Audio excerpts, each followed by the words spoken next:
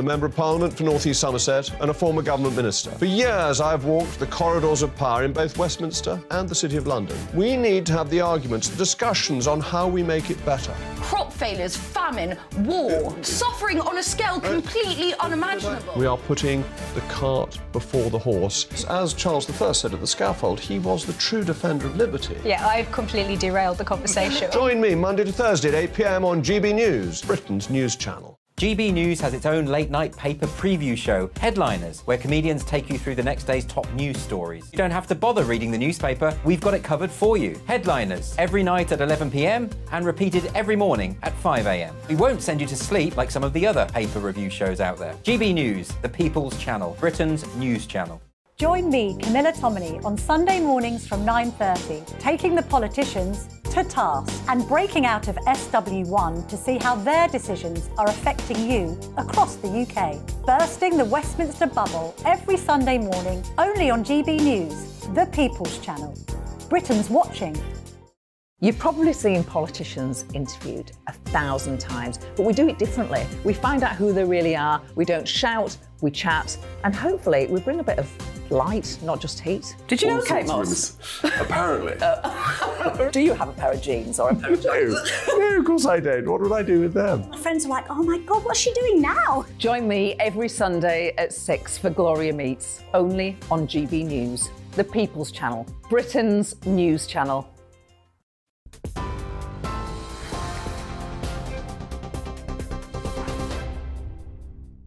Good evening, you're with GB News. The top story this hour, Russian diamond imports into the UK will be banned as part of a new wave of sanctions against Russia following on from the invasion of Ukraine. The Prime Minister announced the new measures, which includes a ban on imports of Russian origin copper, aluminium and nickel as well, during a meeting with his Japanese counterpart in Hiroshima ahead of the G7 summit. The two countries today signed a new agreement to build closer defence, security and cyber ties. Rishi Sunak says the new deal will further strengthen and deepen the partnership between the two countries. And earlier, he announced Japanese businesses have promised to invest almost £18 billion in the UK. The Prime Minister is describing that as a massive vote of confidence in the British economy. Now, in other news today, the Defence Secretary Ben Wallace has revealed that Storm Shadow missiles recently sent to Ukraine by the UK have been used in the war against Russia. Wallace and his Norwegian counterpart signed an agreement to increase the ability to detect submarines, assess mine threats and bolster North Atlantic security. The accord comes a year after the attack on the Nord Stream gas pipeline. Ben Wallace said he had no doubt Russia had the intent and the ability to target underwater energy and communication lines. In news here at home, the RMT union has announced fresh strike action for next month, with a total of 20,000 railway workers walking out of their job. Members from 14 train companies, including caterers, train managers and station staff, will take action on June the 2nd, affecting train services throughout the country. It's all part of their long-running dispute over pay, jobs and conditions. The RMT's General Secretary, Mick Lynch, said the government's once again not allowing the rail delivery group to make an improved pay offer that they can consider. And the news of those strikes come as the National Education Union announced today that teachers will hold further strikes in July if their long-running dispute over pay hasn't been resolved by mid-June.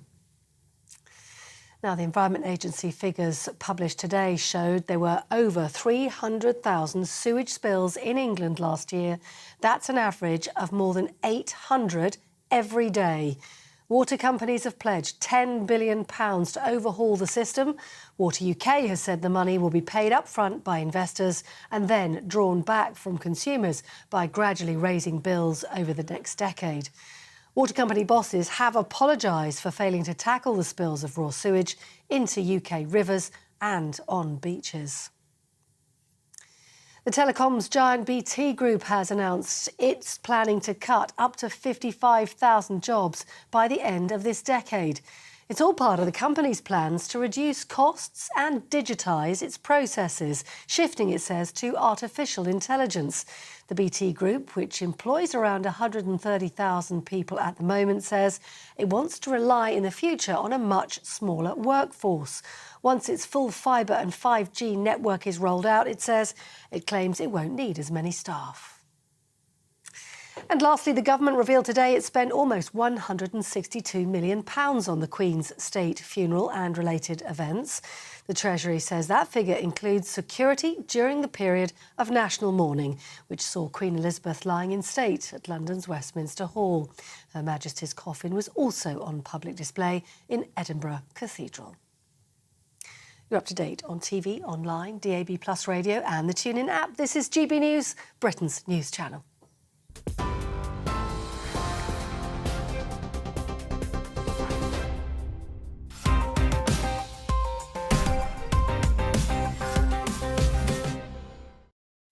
Hello and welcome to Headliners, your first look at Friday's newspapers. I'm Andrew Doyle. Tonight I'm joined by two top-tier comedians, Diane Spencer and Steve Allen. Much better having comedians and commentators, isn't it? Oh, my God, definitely. They're so serious. They're so, they can be really angry at times. Yes. I'm just not into that kind of thing. I'm quite mellow. Well, although, having said that, the coronation would have been different if they didn't have a commentators, just comedians. That's true. That's true.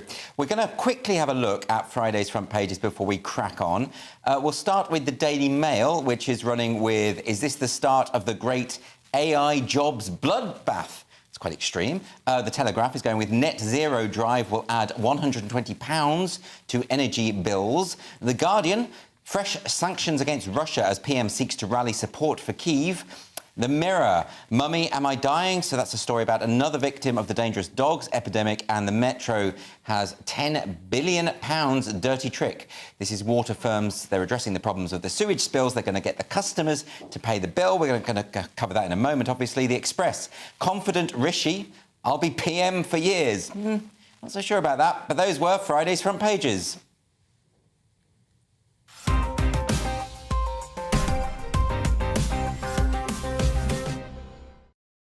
Right, we're going to kick off with the front cover of The Express. Diane, your favourite paper. What have they got?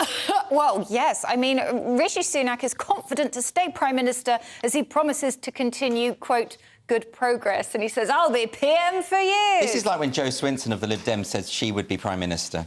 I mean, it's about as convincing as that, isn't it? Well, I mean, he's not very convincing when he makes these big statements. No. I'm sorry to say it, but he thinks that his Windsor framework is going to get him over the finishing line. He seems to think that everything's going really well. Yes. And you're like, what kind of deluded world are you living but I in, think he just has to say that. You know, like in a boxing match, you know, when you get the boxers interviewed and they say stuff like, yeah, I'm going to take him down, I'm going to nail him to the mat. I don't do it very well, but... Nail him to the mat. Well, they say stuff like that. But even when you know they've got no chance whatsoever, you know? Like when Bruno went up against Tyson, no one really believed he stood a chance, right? I would absolutely love to see Rishi in a boxing match, but, he's not... We were chatting, What he's not weight a terribly... category would he be in? Oh, feather? Under 11s. What do you think about this, Steve? Because, Rishi Sunak...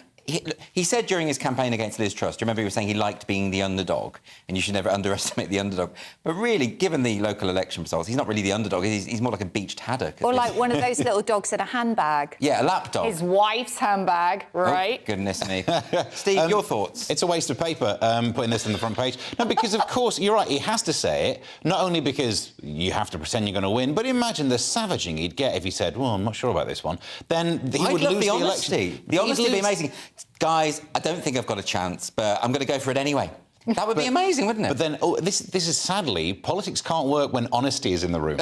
If you actually said that, then every other politician would just quote that back to them. That's all we'd hear until the election. But then it's just a waste of space putting it on the front of a newspaper when it's something that, whether it's true or not, it has to be said. Then you've just wasted our time. OK, well, look, we'll move on to the next front cover. This one is the Eye, and this is AI again, which seems to be in the news quite a lot. The newspapers are really going on this one a lot. Every day there's something to terrify us. And now this is front page of the Eye saying UK warns new rules needed to tame AI. No wonder we think they're needed. Like recently, the stories have been AI can read brains, AI will enslave humanity and call them scum, I think was in the newspapers earlier today. It will think that humans are scum. Obviously, it's Meta's. I mean, if it sees my online search history, it's got a good point. But we've now been so terrified that now it's believable that you see this front page saying the risk is to humanity. These are just computers. Yeah, no. It's not just computers, though, is it? And you've got to admit that our government is massively behind on everything. Right. Like, we have apps. That's why they're trying to bring in the regulation on the cryptocurrency, because they just don't understand it.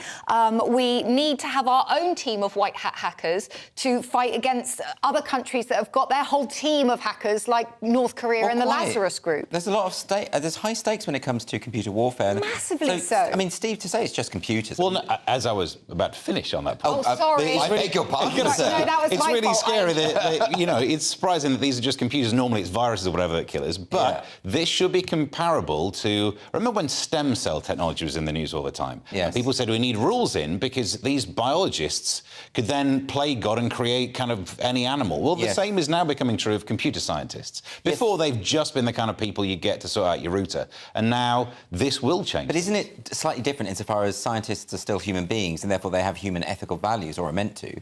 Whereas if you get a robot and you give it intelligence and you give it the capacity to think for itself, it probably doesn't have an ethical quality. Well, the issue with this is that they are giving, like, for example, ChatGPT, is it GPT? GPT. They're giving sort of that the ability to learn, and it has already interpreted Bangladesh by itself. And it's like, well, if it can learn a language, then that means it can decipher codes. Right. And if it can decipher codes, and then you persuade the chatbot that the chatbot should be on your side, not your enemy's side, you can then persuade the chatbot to give you their secret codes. Right. These are so many issues in giving a computer the sense of autonomy. Well, I think we have to have the conversation, don't we? Because a lot of people are terrified. Yeah, and the other thing to bear in mind is that we can get the G7 to all agree on these rules, but that's not all the countries. The risk will be like, oh, yeah, let's hold back our AI and just let China and Russia develop their own and see what happens. Yeah, I'm sure the Chinese ones will be a lot more ethical. OK, let's carry on now. This is the front cover of The Telegraph, Diane. There's actually a couple of interesting stories on the front cover of The Telegraph. Yes, and a photograph of Phoebe Waller-Bridge looking sumptuous. So the first story is that net zero could push energy bills up by £120 a year. I am enraged at this idea. Oh, really? I really am, because this is them pushing for the net zero thing, which I think is absolutely fabulous, but there's different ways to do it other than making us repeatedly put our hands in our pocket and pay for it. Well, it's always the poorest that get affected by these sort of net zero drives. It is, and part of this is to do with, like, the government expects the heat pumps to be the main replacement for boilers, and it's all about hydrogen, and they think that they could add £118 to annual household bills. Now, I think you and I are not the most scientific in the world. I think that's right. So Steve is the person to ask about hydrogen production. Yeah. Oh, it's not even the production. Producing hydrogen relatively easily. You can get it out of seawater. Yes. Lovely. Keeping it's really difficult because it's darn small, so managing to contain it, one of the trickiest things with hydrogen is transporting it, because you can get between the atoms of the thing that it's being contained. Would Tupperware work? No, even with a good burp. That's the problem. But the heat pumps, adiabatic expansion of gas, it's just the opposite of how a fridge works. So actually the technology's there for making that work. The problem is the way that we're funding it. Because if cheap energy is what we're talking about, if it is going to be a source of cheap energy, why don't you retrospectively pay for it yourself, you major politicians? So don't charge us for it, you know, borrow it and pay yourself. But what about back. this point about net zero and all the sort of environmental pushes that they do tend to affect poorer people and poorer communities? Well, because of the way that it's enacted, because they put levies on things, which you're right, that's the problem. By putting extra money on fuel bills, to cry out loud, oh, yeah, let's just check to see if they've gone up recently. Yeah, they have. Yeah. Whereas there should be other ways of doing it. The goal's fine. There's a lovely video I saw online to try and explain global warming. Yes. And it's this Sabine Hofstadter, this is really scientific video, and points out why everyone gets it wrong. You need to understand Planck's law to be able to understand global warming. So this is why people look at it and say, carbon don't make any sense. Turns out it's really difficult to get your head around it. So the idea of having hydrogen as a fuel, brilliant. Your byproduct's water. Having heat pumps, all you're doing is sucking heat from outside the room into the room. They're great. But the way it's funded is the problem. OK, interesting. Diane, because we haven't got much time on this, can you tell us a bit about this other story on the front cover of the Telegraph. Yes. And this is the one to the right of the picture of Phoebe Waller-Bridge about Oxford University. So Oxford University, we've had a little bit of a glimmer of hope in that Professor Martin Williams, who I believe is the Vice-Chancellor, Yes. I think, yes, basically said to students, look, you see, Professor Kathleen Stock, who we know is the author of the book Trans, who is an advocate for women's rights. Her book is called Material Girls. Oh, thank you. Trans is written by Helen Joyce. Oh, my gosh, I'm sorry, I got confused. They're both on the bookshelf, so you get confused. Yes. So she was going to do a speech. Yes. And the students at Oxford University were like, no, we're going to deplatform you, we don't want to hear you talk because we don't agree with your ideas. Yes. In the debating society. Right, well, this is so the headline says Oxford insists freedom of speech is alive and well at university, but as you just say, the attempt by Oxford students to deplatform Kathleen Stock, when Helen Joyce was at Cambridge recently, they were standing outside with drums and horns trying to stop people from hearing what she had to say. Same thing happened to Simon Fanshawe, the co-founder of Stonewall, only the other week. So it's not true, is it, Steve, that freedom of speech is alive and well at university? I mean, the point they're making is that you're not allowing no platforming. The problem is then you've got to go further down the chain. Yes. Protests outside. They say that also people who disagree should have the opportunity to voice their opinions in the room. Yeah. But do it in a certain way. And look, I don't want to be the person to say there's no way it would be done in a polite and in no way upsetting manner to try and cause distractions in the room. Of course it would. They'll turn up with foghorns and everything. Just but it's interesting because these people have been no platform. They would be the first to say, I want my challengers to turn up and say why they think I'm wrong.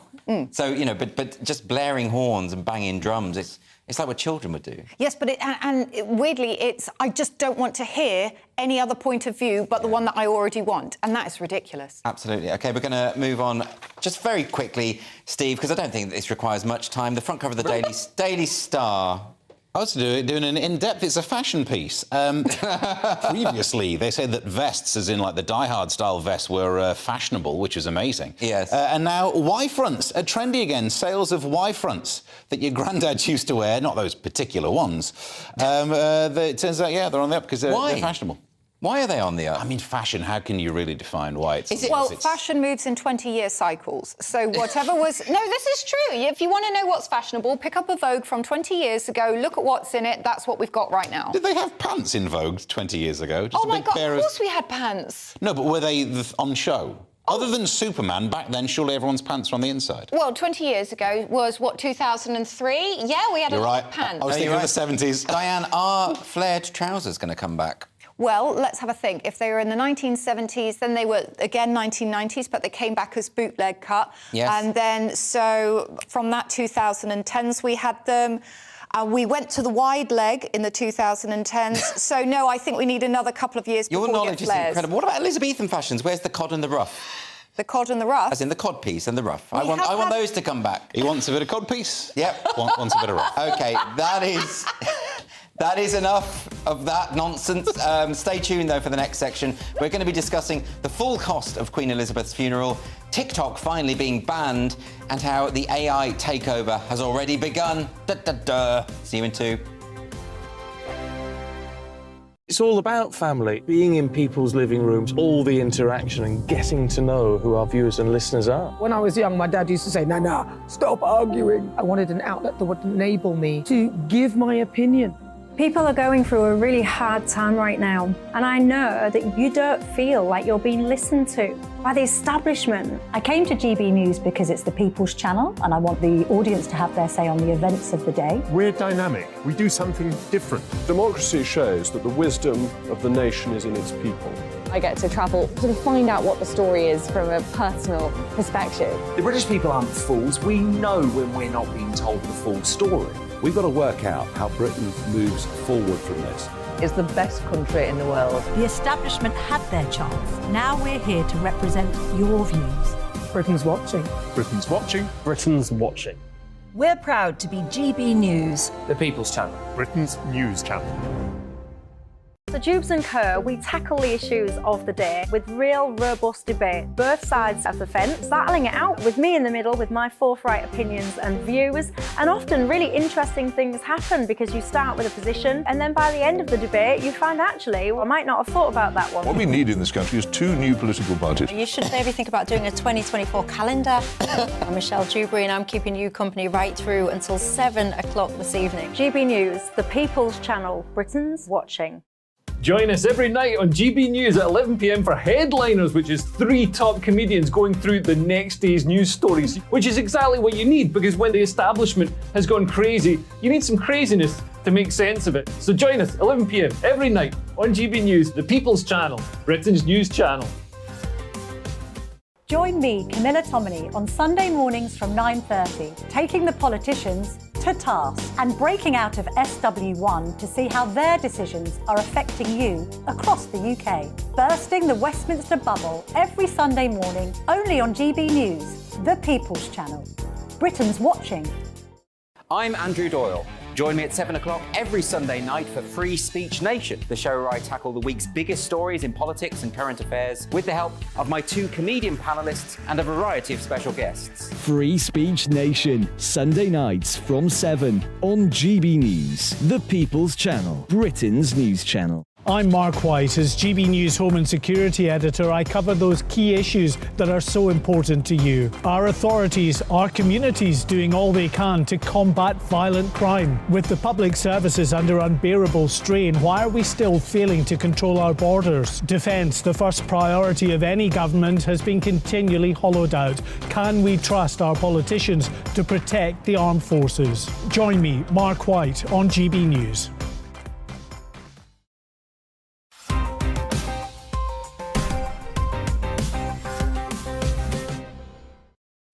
Welcome back to Headliners, your first look at Friday's newspapers. I'm Andrew Doyle. I'm joined by Diane Spencer and Steve Allen. We're going to carry on with these stories. We're going to start this section with the Metro.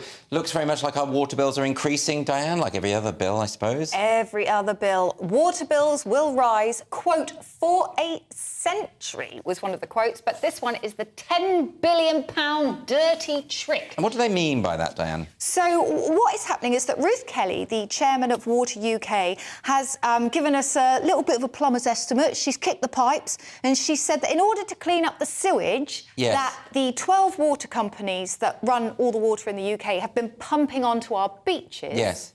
Thanks. Yeah. They're going to have to increase our water bills because they need £10 billion to clear up the sewage. OK. No, but they also have a problem, don't they, the water companies, with leakage? As in, so much water is leaked every year because they have shoddy pipes that go back decades and decades, and they've just never bothered repairing them. We have a Victorian plumbing system, literally. Exactly. So should it not be the case that they should pay for this? Definitely. Right. I am totally in agreement with you, and so are many other people, because especially as these water companies, on average, I looked at, there was a fact from the BBC that £2 billion a year, on average, has gone to shareholders each year ever since the water was privatised. OK. So £2 billion a year, and it's been privatised for 30 years. So that would suggest, Steve, wouldn't it, that they do have the resources, financial resources, should they wish to use it, in order to bring things up to date, rather than just landing a massive bill on the customers. Oh, definitely. If they were doing this every year, we'd be swimming in water, which is not even a metaphor, is it? It's an actual thing. Whereas there's no incentive for them to do it, because what they can do, and what they do is pay themselves dividends, get their own companies into huge debt. These companies are in massive amount of debt. But what we're going to do about it? We can't suddenly say no more water, thanks. They've got us over a barrel, which is heading towards a metaphor. This is an insult as well, on many levels. So not only should they have been paying for it anyway, then we'll now have to pay for it, which they might not even deliver particularly well, and we'll end up funding it all. Don't privatise things unless competition can then be created. Quite. So is this a case for nationalising the water firms? Well, I mean, I don't think it would be a bad plan, the way that they've done this so poorly. And I'm sorry, but an apology is not enough in this case. No. And Rebecca Powell the water minister, who has a very ironic name because she sincerely lacks punch, is saying that I'm pleased that they're now taking action to deliver on this, but there is still a great deal more to do. Right. How wet? Yeah, there's 800 times a day apparently you get poopies spilt statistically. You could tell you're a dad. In the article it says it can only happen under exceptional circumstances. You know, if I did something 800 times a day on average, it wouldn't be that exceptional. No, very good point, Steve. We're going to move on to the Mirror now. And it turns out quite a lot of money was spent on Queen Elizabeth's funeral, Steve, but that shouldn't surprise anyone, should it? Indeed. They've worked out the full cost of Queen Elizabeth's state funeral and the mourning period. They've totalled it at £161 million was spent during that period. I mean, it's small. It's small in comparison to £250 million, one estimate for a coronation. Although they didn't have Lionel Richie singing at the funeral. Probably best that would be. No one wants dancing at the ceiling, on the ceiling when you're at a funeral. And they then spread it across the 10-day period. But actually, I think you need to realise she was 96. Yes. So in many ways you could depreciate the cost across all of those years. It's not that we have to pay this all the time. It's such a rare cost that people shouldn't mind. It includes security. That's the only thing I do complain about. Security didn't stop Phil and Holly getting to the front of the queue, so maybe we should have spent more on them. Yeah. What do you think about this, Diane? Do you think that this is a small price to pay for a once-in-generation event? No, because the way that... Hear me out. The way that these firms sprang up over COVID that suddenly said, we can make you all the PPE. Yeah. So we gave them loads and loads of money to make the PPE, but they had no experience of making the PPE and they just took the money. Yes. Now, I'm sorry, but how many firms have got experience in dead monarchs? Not many. No, not many. That is true. Yeah, so... But they do have experience in funerals, yes. in royal parades, yes, in carriage refurbishment, whatever it is. I understand. We need flags, flowers, black hats, sausage rolls. I get it. Yeah. But I'm just saying that I think that some of this cost is going to be leakage because they're going to overestimate, and I'm worried that a little bit too much money was spent and people have just, like, pocketed the rest that they didn't spend. Do you think that too much was spent on the coronation? Definitely, even though we don't even know what it is yet. We don't, do we? No. OK. OK, well, let's move on now to The Independent. And AI, once again, has the AI takeover already begun? Maybe it has, Andrew. Oh, that is terrifying. BT to slash up to 55,000 jobs. And now, I've had a look at this, and I've added up what's going on. You see, Chief Executive Philip Jansen has said, obviously, he wants to incorporate AI as part of BT becoming, like, amazing communications, etc. Now, about 25,000 roles are going to... They've been putting in all this fibre into the country, not the... Yes. So they've had a lot of engineers. Copper infrastructure, they're going to lose about 15,000 engineers. So that's where some of them are going to go. So that's not to do with AI, though? That's not to do with AI, no. 10,000 are going to go when they stop doing the 3G and the 4G. Yeah. Right?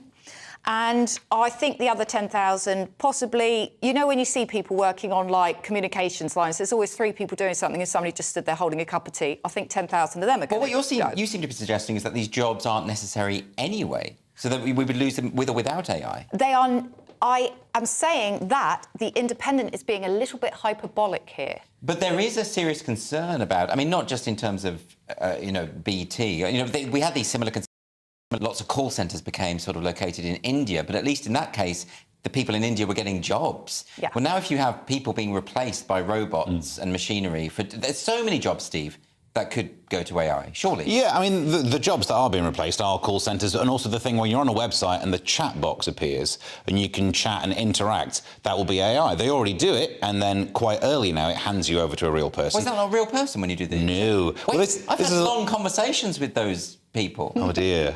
They gave me advice, life advice, good advice. I sold my house as a result. Yeah. But, and actually, the quote is saying that people won't feel like they're dealing with robots. But we kind of already do. Even when you speak to people, you think, are you sure this is... Because it's all scripted. I don't like this. I'm concerned about it, like people's jobs being replaced. Well, no, but I agree, but you can't force a private company to employ people that it thinks it doesn't need. And what also it's saying that as it transitions to this fibre optic 5G network, it obviously won't need the engineers. And it's saying that a lot of people will actually be going from natural attrition. So, like, once they finish that project, they just won't be hiring more people. OK.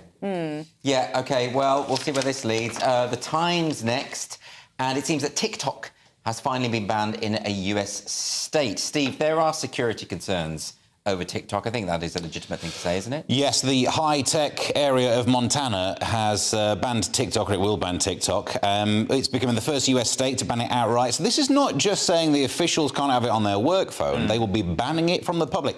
Think of it this way, though. If the government told you what app you could have on your phone, you'd probably start to kick off. You probably would, but if the app was something to do with the Chinese government sucking your information up and putting it in our database, I would accept that limitation. Well, so at the moment, though, there's no evidence that they do. All there is there's a denial from ByteDance, the people who own it, saying they definitely don't do that, and there's the possibility that the structure is there for them to take data from your phone and give it to the Chinese government. However, there's the possibility that Google might be selling you data, or we certainly know that Cambridge Analytica had a big chunk of tasty Facebook from you. OK, does ByteDance, the company, the parent company that owns TikTok, deny that according to Chinese law, if the government were to request the data, they would be obliged to hand it over? No, they don't deny that. That is true, but no one's made that request. No, so yes, it's not but the potential is there. So it's definitely true, isn't it? Oh, they do deny that they're sucking data from your phone, though. Right. The data of your app usage is there. So if the Chinese government wants to know which dancers you particularly like to watch, then they could probably get access to that. If they want your contacts, go to Cambridge Analytica for that. It is dodgy, isn't it, Diane? To be honest, but or any of these social media sites. Oh, yeah. I mean, the internet just sort of exploded, and the social media, all the different apps, we don't realise that we are products. We have been harvested for our data. Yeah. Anybody who's been online, your voice has been taken, your details have been taken. What I find interesting about this is that there are 31 influencers, according to a website called influencegrid.com in Montana, that have an average of 2.3 million followers on TikTok. So it's not actually a small TikTok place, Montana. No. And that is going to affect their livelihood. It's very interesting. To be honest, I'm sick of all the dancing. So I'd be happy with having aesthetic grounds. You can't be grumpy at dancing. Oh, yes, I am. OK, we're going to move on now. We've got time for one more story in this section. This is the Times newspaper. Joe Biden back in the headlines. Yes, so Joe Biden won't apologise for Hiroshima bombing on the G7 visit. Did he do that then? Well, what he could have done, he's quite old. Yeah, I mean, he's not that old. He was alive, but he was 3. And if your foreign policy is giving that big red button to somebody who's 3, then, well... so, yes, again, it's an interesting choice of a headline. So he's attending as part of the G7, and obviously there's a lot of chat about the use of nuclear weapons at the moment because of the escalation in the situation in Ukraine, and everybody's a little bit worried that Putin is going to kind of make that extra jump. But they're all gathering right now in Japan, and they are... the government refused to sign up to the Treaty on the Prohibition of Nuclear Weapons in 2021. But isn't this really... It's not really about this. I mean, this is really about this trend at the moment for governments to apologise for things that happened many, many centuries ago. Not centuries in this case, but like, for instance, the royal family being asked to apologise for its links to slavery and that kind of thing. And instead of focusing on the future and saying, how can we build better relations with each other, it's like we need to keep apologising for the past. And Steve, isn't it the case that with Hiroshima and Nagasaki, that there's an ethical debate to be had here? You know, on one side, obviously, all these innocent people were killed. On the other side, the argument is that it brought the war closer to an end, thereby saving many, many innocent people. I mean, that's the ethical debate, isn't it? And the problem is that we can't know definitively. We have people arguing both sides of that, which means if he were to do an apology, it would be followed by a but. You know, all those terrible apologies like, I'm sorry for the bomb, but you were doing some stuff. So that's not the way to do it. You know, I mean, the British government to apologise for the bombing of Dresden, which I think arguably is equally unethical. I mean, you could make the argument that anything done in a war shouldn't have to be apologised for because there were extenuating circumstances a war was on. But I suppose it's war crime. But what I'm saying is, I suppose, that with Dresden, as with Hiroshima, these were civilian civilians who were targeted. And that was our plan. By our, I don't mean mine, but that was the strategy of Winston Churchill was to what was the phrase they called it? It was. I've not learned this enough now, but you just demoralise a country by attacking the civilians. Wouldn't the best solution be just to apologise for things that we individually have done wrong and not apologise for things that we haven't individually done wrong? And that means all of our ancestors as well. Wouldn't that just solve it? I think that's a good thing. Yeah, I kind of sort of agree with you there, yeah. Interesting. Sorry. I just wanted you to agree, Diane. That's all I'm interested in. It's an ego thing, really. We're at the halfway point now. Do join us in the next section where we talk about a rise in homeschooled children, Adidas under fire for its use of a particular model in the latest swimming costume, and some parents in Florida suing a school for violating the First Amendment. You don't want to miss that. I joined GB News because I was sick and tired of not hearing my views being represented, not just mine, but so many people that I knew and spoke to. I just couldn't get my voice out there. I couldn't say anything. I couldn't do anything. Whatever the narrative was, I kind of had to follow it. GB News is there to provide a voice for those who have been ignored by the establishment media. We think different things, we've got a different style. GB News is here to be optimistic and positive about the future. It's real kind of dynamic and flowing, with the audience very much at the heart of it, like a big family. Here at GB News, we talk about the things that matter to you. Hearing the voices from right across our towns and cities, especially our towns. All sides of the argument represented with a heavy dose of opinion. We're on a mission here to make a difference. And the GB News family really is here for you, and whatever time of day you can watch or listen. Britain's watching. Britain's watching. We're proud to be GB News, The People's Channel. Britain's news channel. Westminster is going around in ever-decreasing circles, followed by the media. Britain is broken. How on earth did we get into this mess? But more importantly, how do we get out of it? Join me at 7 p.m, Mondays to Thursdays on Farage, here on GB News. We will have open, rational debate. We've got to work out how Britain moves forward from this. Join us here on GB News, the People's Channel. Britain is watching. You've probably seen politicians interviewed 1,000 times, but we do it differently. We find out who they really are, we don't shout, we chat, and hopefully we bring a bit of light, not just heat. Did you know Kate Moss? Apparently. Do you have a pair of jeans or a pair of jeans? No, of course I don't. What would I do with them? My friends are like, oh my God, what's she doing now? Join me every Sunday at 6 for Gloria Meets, only on GB News, the People's Channel, Britain's news channel. I'm Simon Evans. Join me on GB News for Headliners at 11 p.m. What's the scoop? I'll be joined by two of the country's top comedians. That's right. As we take a look at tomorrow's newspapers tonight. We're going to get into trouble. If it's a big story, we'll be covering it. Spill some tea on him. There we go. But we'll also have some fun. I wouldn't stick up a bank.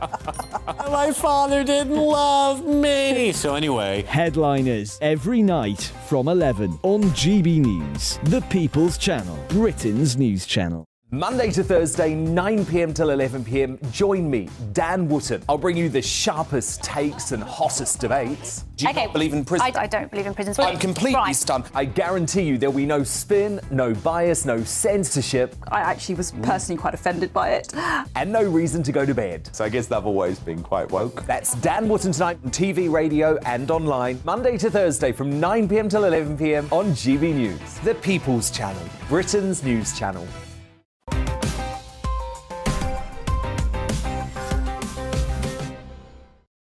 Welcome back to Headliners, your first look at Friday's newspapers. So Adidas has caused controversy with their latest swimming costume ad. Steve, is it Adidas or Adidas? I don't know. I'm currently watching that film Air, which is about Nike or Nike. Look at this. Back in the day, we called it Adidas, but apparently these days we call it Adidas.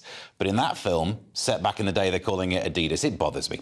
But this is not what the story's about. They're under fire as a biological male model's female-style swimming costume because they looked at the sales figures of Bud Light and thought, oh, we want some of that action. I do find it incredible that continually these companies are seeing that and just going with it. It's like, well, come on. So in this, a couple of things first is there are lots of criticism from women's equality campaigners arguing that it creates an unrealistic body expectation. And it says, the next sentence is, the advertisement is criticised for using a model with a penis. That is quite an unrealistic body expectation for a lot It of women. is, yeah. I mean, what diet do I have to be on to get that? to grow an appendage. Yeah. Yes, exactly. I don't know. I mean, but this is interesting. Is that like keto? You can see it now. This story was... I mean, this is a women's swimwear range, right? Well... Is it? That's the big question. I looked on the website. I found the Adidas News press release. Yes. In no part does it ever call it a woman's costume. They don't even call it woman's style. It's this Pride range by this designer, Rish Nisi, who's described as a queer designer. That's not the only picture on that page. There's loads of people in various outfits. And there was a bit, I think it was Sharon Davis, who said that... if they want to design swimsuits for trans women, right on, they have different needs, go for it, basically. Yeah, yeah. But then I was thinking, what would it look like if they had a designer design something for trans people? Yes. It would look like you get pictures like that. It would be on their website, not without the word woman in the article. So you're saying on the website it doesn't actually say this is a woman's costume? The closest, no, it doesn't. It doesn't even call it women's style. The closest you could find is that, because it's a swimsuit, swimsuits are listed in the women's section, so the only way to find it, unless you go directly to it, is to find... But apparently, the same outfit is worn by a woman like 2 pictures earlier. So doesn't this just suggest, though, that there is a heightened sensitivity over this kind of thing, precisely because so many women do feel that they're being erased from public life in various ways? Well, I think that the fact that women sports people don't get a lot of funding. I think it's literally less than 1% of sports funding goes to women athletes. OK, but trans women athletes are getting a lot of attention. They are, and Nike recently got a lot of attention. So have Adidas just whipped this out of nowhere to try and literally grab some PR space is a question. OK, that's interesting. I mean, it could just be a fact that they've gone, oh no, we need to get out into the public sphere as well. We want people to look at us and be talking about us. Well, but like Steve said, everyone was talking about Bud Light. But what a mistake to think that the consumer base of Bud Light wants to go woke. That's what they really want. They just want to be re-educated about social justice, inequality and diversity. I would not have thought that's going to work. What I find aggravating is that if you are a healthy, athletic woman, you're not featured. Yeah, OK. Which is bizarre. Yes. Because if, like, a lot of the female models were also very large. Yes. And I'm sorry, but there is a correlation between obesity and exercise. But I suppose you looking at that website, as I did earlier, and my Google search now has women's swimsuit in it. I apologise for that. But the whole website, you are going through page after page of very attractive women in swimsuits before you get to this picture. Right. And as we heard earlier, that this particular outfit, modelled by a woman, a couple of pictures before you get to how we're phrasing it. You with your details and nuance. But I agree with that in saying that the thing that's being edited here, the women are being edited by the newspapers. Instead of going, look at this, they're going, no, let's hide all of this stuff just to get the angry part of the story. Very good. Interesting point. OK, we're going to move on now to this.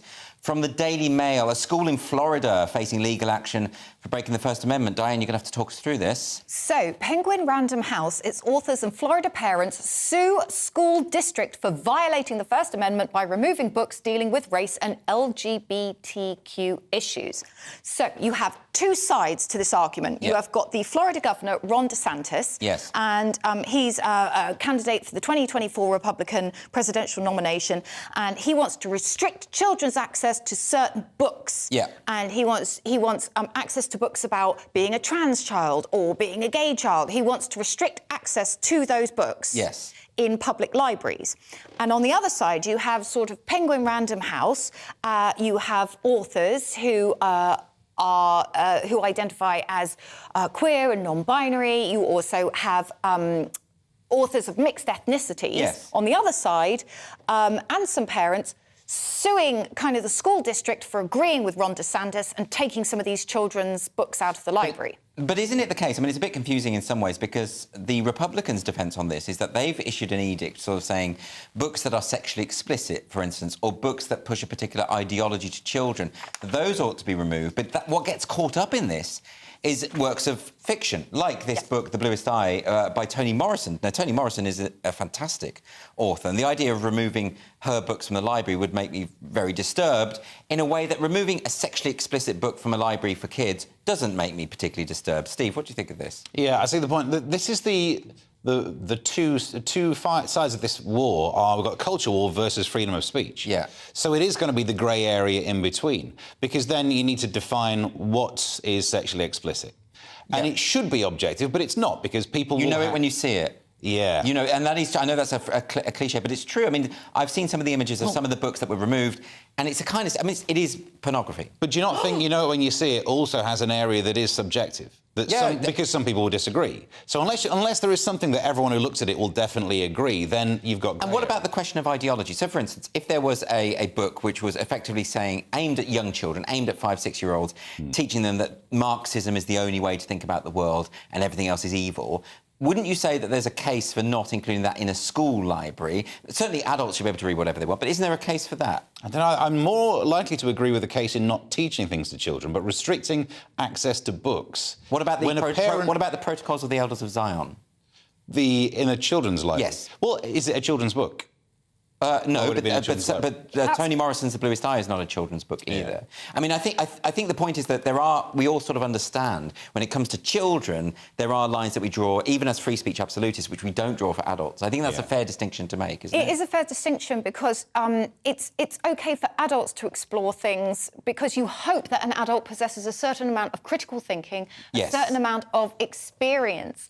But the issue is where does that experience come from? It comes from when you're a child. But then that's the role of the parent instead of the state. Right. So the parent should pay attention to what the child's reading rather than have things banned by the state. It's different. I mean, I always get nervous when the state start banning books full stop, you know, but I think this is a difficult discussion. See, more TikTok, more dancing, less reading. OK. Nice idea. OK, we're going to move on now to The Guardian.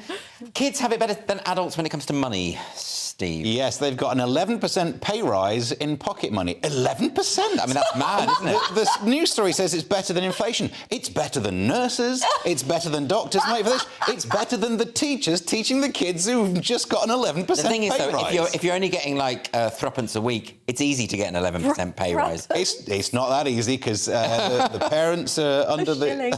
Back in the old days. Yeah, what kind of money did you get as pocket money? I was given shillings. Cycle up on his penny farthing. I'm older than you think. It's a pre-decimalisation world, you know. Well, your skin's fabulous. The amount of money they get is ridiculous. Some of it is because they do chores around the house, apparently. Babysitting has gone up by 24%, and it is true. Childcare is very expensive. How much does a teenager get for babysitting these days? I don't know. I mean, because, you know, back in my day, it was just a bag of sweets or something. Oh, no. I think you can get something like 20 quid for babysitting. 20 quid? And what is quite interesting here... What do you get to do? Thinking of a career change. Well, what I think is quite interesting is also there's been a deduction in children getting regular money, like just, oh, here you go, that is your weekly stipend, as you would see it. Yes. Instead, now, sort of the parents hold the money back and then they'll bribe the child, or the child will get the money for, it says here, smiling in photos and other jobs. For goodness sake. The idea of children not getting regular money does mean it's the rich getting richer and the poor getting poorer. Surely, like, this is a good opportunity for parents to teach kids about the real world, so that actually surely pocket money should rise in accordance with inflation. And then the children would be angry at the Tory government and then, etc. That's how it would work. I think it's interesting. Anyway, we're going to finish this section now with The Guardian. Some people are checking out of state education. Yes, more children than ever are being homeschooled. And why would they leave the house for the amount of money they're getting? This is according to new data, and it now means that ministers want to try and pay attention to make sure they can check on who's missing out on education. I worry about this, actually. I know some people are very passionate about homeschooling, and I thought about the idea, but I can only teach a few subjects. Yeah. Maths and chemistry would be mine. My missus has a degree in music, so we've got those 3 covered. But the only way to really teach a good education would be to have, like, 8 parents. Well, not necessarily, because the truth is, when you're dealing with a very small child, or any child, actually, you just have to be 1 page ahead in the textbook. Really? Oh, yeah, It not is for true. No. Now, you say that, but have you actually tried to read a GCSE maths book? They're hard, aren't they? They're really hard. And in fact, Steve is completely right. You can't in any way, shape or form give a rounded education to a child if you are literally one parent teaching it, even if you're 2 or 3 parents. But isn't the fear, Diane, that, you know, because of particularly in America, where a lot of schools have become quite ideologically captured, and we are getting a situation where you know, you have to effectively de-radicalise your kid when they come home. That's why a lot of people are going to homeschooling now. Well, I mean, de-radicalising your child from school is certainly an inflammatory statement. Isn't it? That's why I did it. But at least when your child is at school, they are in a social atmosphere as well. And there's so many other things that you learn at school, like social interaction and how to be amongst your peers and how to be a human being. Which, oh, that's overrated. You know, particularly in the age of AI, Diane. Get with it. How to be a human being. Nonsense. Right, join us in the final section where we're going to be discussing Spain's solution to chores, fat people in Australia, and what are the advantages of having a twin. See you in 2.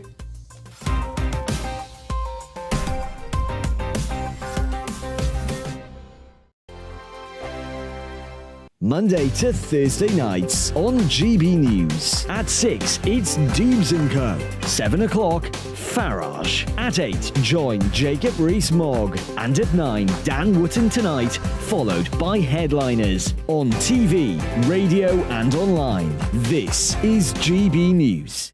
First and foremost, I am a GB News fan, and I was before I was working here. Just love the fact that we're asking the questions that a lot of establishment media won't ask. With a bit of a twist, we not only want to inform you, but we want to keep you entertained. It's worth the drive because you get in and the team's all ready and waiting, they're itching to go, and it's a proper little family. GB News is the people's channel. It's the audience that makes the programme sing. We're giving our viewers and our listeners a voice. I see the thousands of your letters, tweets, emails, you name it, coming in. Britain is broken. How on earth did we get into this mess? But more importantly, how do we get out of it? The establishment had their chance. Now we're here to represent you. It's time for something different. It's time for GB News. I'm very patriotic. I believe in Britain. Our best days lie ahead. Britain's watching. Britain's watching. Join us here on GB News. The People's Channel. Britain's news channel.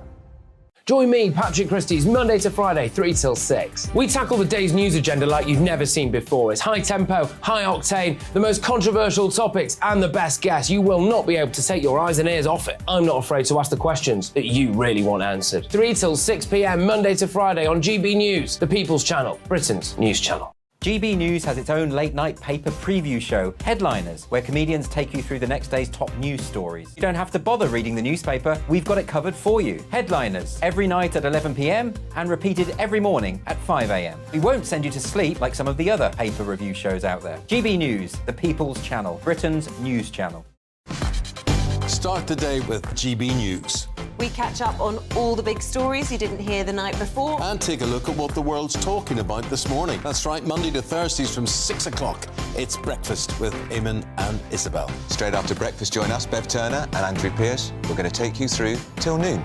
We'll be tackling the big topics of the day, including the things that the other channels just won't talk about. If it's happening here. Wake up to mornings on GB News. The People's Channel. Britain's news channel.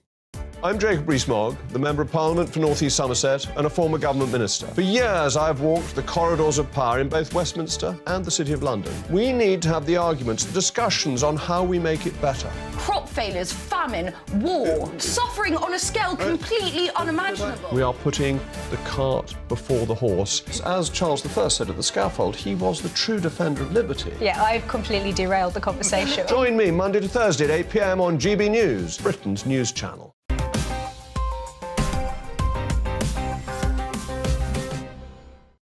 Welcome back to Headliners, your first look at Friday's newspapers. And we're going to begin this final section with the Daily Mail, a story from ABC looking into the lives of cocaine dealers. ABC, that's an Australian network, it's right? Australian Broadcasting Corporation, I think. Yeah, I think I've written some stuff for them, actually, so I should know. I should know. So the Daily Mail have given us the headline, ABC gives cocaine dealers a platform to justify their illegal activities from behind masks and balaclavas. Well, you must always dress the part. As one even claims, judges do lines with a glass of single malt. Wait, is that their justification for dealing drugs because some rich people are their customers? Is that basically it? They've basically gone onto the news and said, look, mate, everybody's doing it. I've seen judges do it. I don't see what the problem is. We're just trying to earn some money here. I think that's a weak defence. Somewhat, yeah. Personally. What do you think, Steve? Well, the idea of having people with drugs on TV made me think, like, we did this back in the Blue Peter days. So, if anything, they're copying the... I mean, I've not seen the show, but it does feel like, yeah, I suppose they would defend what they do, but then they're criminals, so... But I'm annoyed at the costume choices because they've all sort of turned up like masks and balaclavas. Yeah. You know, what about at the end what about Squid Game, where we see all of those like high-powered people in the gold masks with the animals? You know, have a bit of pizzazz to what you're doing. You're drug dealers. The masked dealer. Yeah. That would be an interesting... There you go. You should pitch that one, Steve. Channel 5. Good idea. Going to move on now to this story. The Daily Mail, and this story has been ballooning on the internet. What's this? Internet? No, but yeah, I'm renaming it the Internet. You got a problem with that? The opposite of the internet. Right, what do you think, Steve? What is this? This is how Aussies could be forced to pay a £10,000 fine if they make offensive comments about someone's weight. Is that right? Well, exactly. So you think, how ridiculous. You can't fine someone just for making a joke about someone's weight. What happened to the old days when you could get away with a little comment and, these days, ... probably the word woke. This is copying rules that have come in America, which are trying to ban weight and height discrimination. So that's not the same thing. Exactly. Discrimination. You shouldn't discriminate against someone because of their height or their weight. That's terrible. But it's the Daily Mail, so why not just mix those two up? So you can still say, could you move aside, please, because your hips are getting in my way? That's not discrimination. That's not discrimination. That's just pointing out that someone is a bit hippie. Yeah. But you can't say you cannot have this job at my company because your upper arms are too fat. Yeah. Right, well, that seems fair enough to me. What do you think? Yeah, no, I think that's good. And they're going to say that physical features could become protected attributes, you know, similar to race and age. And they have said weight, height and even hair, which I find particularly interesting because being a ginger person, I've been yelled at in Australia as a ranger, which is short for orangutan. Which is clearly offensive. I mean, it is if you don't like orangutans. But what would this legislation apply to, say, a beauty contest, or like someone who was modelling, you know, something where you have to be slim, or you know, the inner Leo nearly came out of me. Then I was going to say, "You're kidding me, aren't you? Have you seen the state of some of the people in the beauty pageants these days? I don't know where that came from." No, I suppose you're not prevented based on your weight, whether you get through or not, whether you win a competition or a round or a heat, that's different. OK, now this is the Telegraph. The Spanish have a way of checking that housework has been done. This is absolutely bizarre. So Spain launches an app that tells wives if husband, well done Telegraph, is doing enough housework. OK. So... Do they need an app for that?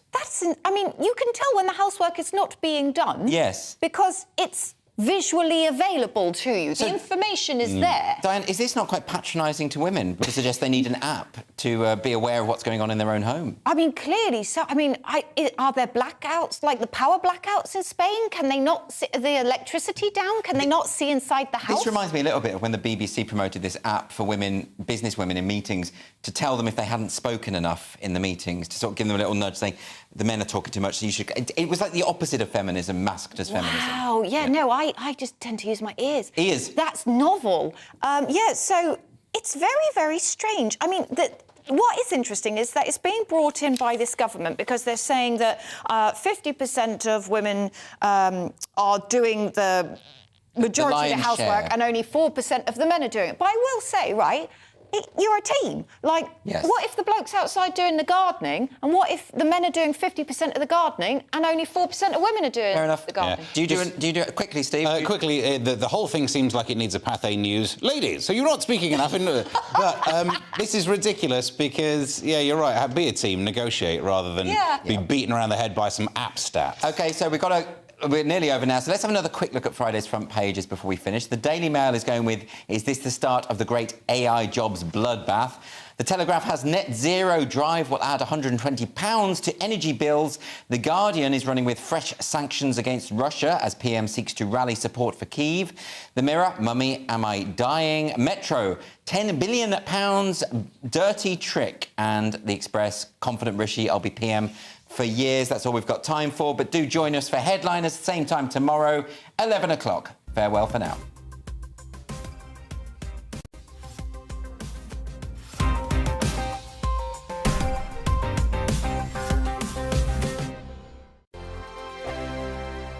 It's all about family, being in people's living rooms, all the interaction and getting to know who our viewers and listeners are. When I was young, my dad used to say, "Nana, stop arguing." I wanted an outlet that would enable me to give my opinion.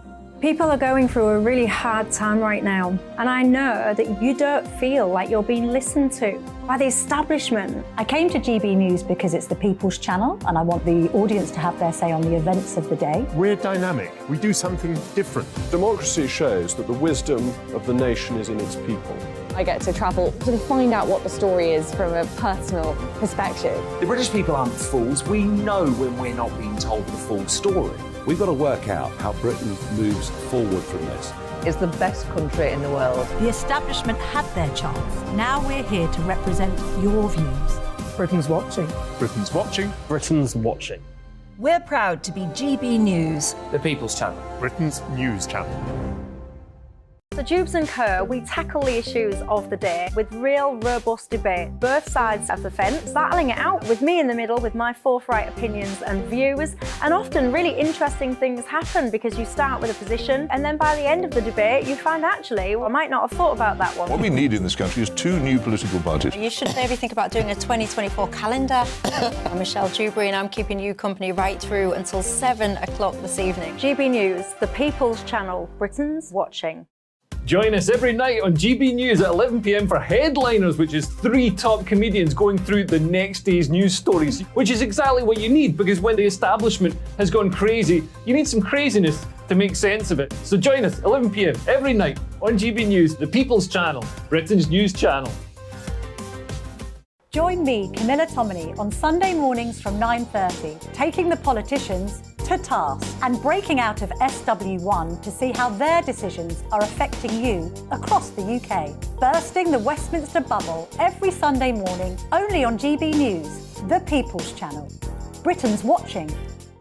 I'm Andrew Doyle. Join me at 7 o'clock every Sunday night for Free Speech Nation, the show where I tackle the week's biggest stories in politics and current affairs with the help of my 2 comedian panellists and a variety of special guests. Free Speech Nation, Sunday nights from 7 on GB News, the People's Channel, Britain's news channel. I'm Mark White. As GB News Home and Security Editor, I cover those key issues that are so important to you. Our authorities, our communities doing all they can to combat violent crime. With the public services under unbearable strain, why are we still failing to control our borders? Defence, the first priority of any government, has been continually hollowed out. Can we trust our politicians to protect the armed forces? Join me, Mark White, on GB News.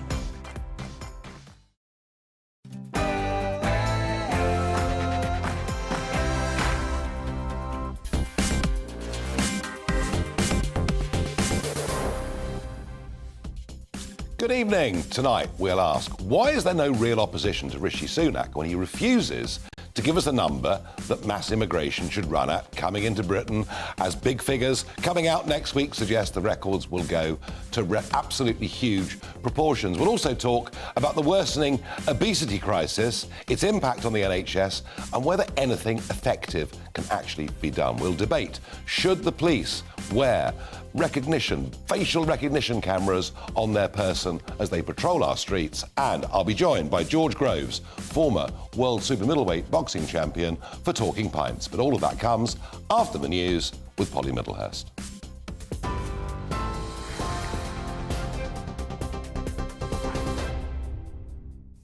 Nigel, thank you. The news at 7 o'clock. Rishi Sunak and his Japanese counterpart have discussed further potential cooperation on military training and exercising. The two countries signed a new agreement to build closer defence, security and cyber ties. The Prime Minister's in Hiroshima, where he attended a ceremonial dinner ahead of the G7 summit. Rishi Sunak saying the new deal will further strengthen and deepen the partnership between the two countries. And earlier, he announced Japanese businesses have promised to invest almost £18 billion in the UK. The Prime Minister describing that as a massive vote of confidence in the British economy. Meanwhile, the Defence Secretary Ben Wallace has revealed today Storm Shadow missiles recently sent to Ukraine from the UK have been used in the heat of battle. Ben Wallace and his Norwegian counterpart signed an agreement to increase ability to detect submarines, mine threats and security in the North Atlantic. The accord comes a year after the attack on the Nord Stream gas pipeline. Ben Wallace said he had no doubt Russia had the intent and ability to target underwater energy and communication lines. We've seen, even last week and the week before, the Russian Navy come down through between our two countries into the North Sea, and obviously the range of hulls that the Russians sometimes deploy range from spy ships to surface ships to submarines, and that means we have to work together as NATO partners, some of the oldest NATO partners together, to make sure that we protect that northern flank. Now, this afternoon, the RMT union has announced fresh strike action on June the 2nd, with a total of 20,000 railway workers walking off their jobs. Members from 14 train operators, including caterers, train managers and station staff, will take action, and that affects train services across the country. It's all part of their long-running dispute over pay, jobs and conditions. The RMT General Secretary Mick Lynch says the government is once again not allowing the rail delivery group to make an improved pay offer they can consider. And that comes as the National Education Union announced also this afternoon that teachers are going to hold further strikes in July if their long-running dispute over pay hasn't been resolved by mid-June. Water company bosses in England today apologised for failing to tackle sewage spills in rivers and on beaches. Environment Agency figures showed there were well over 300,000 incidents last year. That's an average of more than 800 spills a day. Water UK has admitted more should have been done and is now investing £10 billion to overhaul the system. And lastly, the government has revealed it spent almost £162 million on the Queen's state funeral and related events. The Treasury says that included security during the period of national mourning, which saw Her Majesty the Queen lying in state at London's Westminster Hall. Her Majesty's coffin also laid at rest in Edinburgh Cathedral. You're up to date on TV, online, DAB+ radio and the TuneIn app. This is GB News, Britain's news channel.